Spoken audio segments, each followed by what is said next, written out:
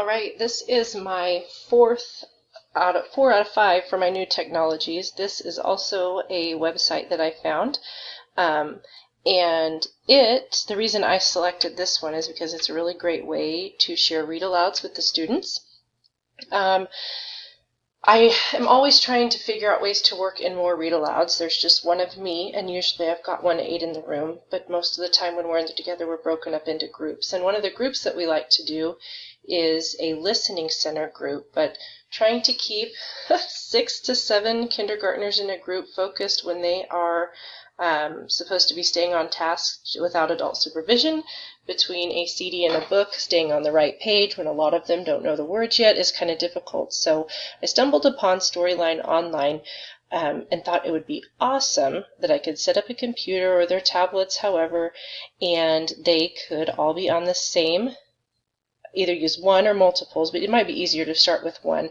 On the same story, the readers turning the pages for them, all different kinds of things. So I was really excited to find this. The purpose for my selection is to use it in my listening center area during center time, or also just during my read aloud time in class. Sometimes it's more fun to hear somebody else's voice read a story every once in a while than just mine. The audience would be the classroom students. And a little bit about this I'll go ahead and show you, and then we'll talk about the standards that I feel like it meets. So Storyline Online, when you open it up, here it is. And what this is a website, if we touch this one, where the books are read by actors. So each one has a different Ed O'Neill, Chris Pine, Tia and Tamara. So a lot of these people the students will know. So if you click on there, you can see who's going to read it, what the book is. There's Oprah. These are July and August, some that are just added if you scroll on down.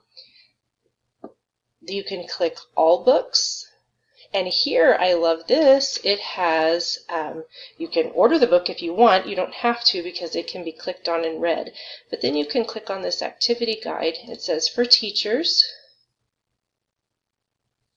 And then here it is. It shows you who is, Sean is reading this one, then there what the book is about, the themes in the book, and then it goes on here, matches it with standards, which is awesome. Goes down during the reading, different things you can talk about, after the reading, different things you can talk about, all the way down reading responses, a writing response, then cross-curricular activities, which is really cool. Science, all different kinds of things. Some of this might be a little difficult for kindergarten, but again, where the creativity was coming in from a previously assignment we did, I can take some of these ideas and then make them fit my kindergarten classroom. So I just thought this was pretty cool. So we'll get back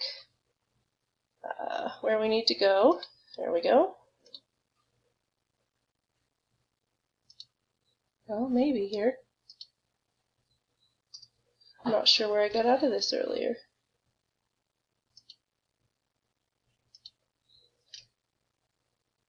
There we go. Sorry, I had to pause that a minute. Hopefully it'll continue on counting where we went. I couldn't, to get out of that, when we're in the activity guide, you can't see it on the screen, you just go up and X out. I got a little stuck there for a minute. These are really neat. Another one, I think I showed you maybe already, all the books. So you can go, easy to look for. It probably doesn't have everything I would ever use, but I know for sure I've read Enemy Pie, Clark the Shark, we do. Some on here that I've been looking for and haven't been able to find neat, Library Lion. A lot of times I'll go on YouTube and the books I find are just not read very well out loud to the students for a read aloud. The standards I chose were both from the Coaches Standards, the Digital Age and Learning Environment. First was 3B, where you maintain and manage a variety of digital tools, resources for teachers, students, use in technology-rich environments. And the Digital One Age for 3D, select, evaluate, and facilitate the use of adaptive and assistive technologies to support student learning. So I think this is a really cool one, and I know this will be a site that I use in my classroom this year. Thanks.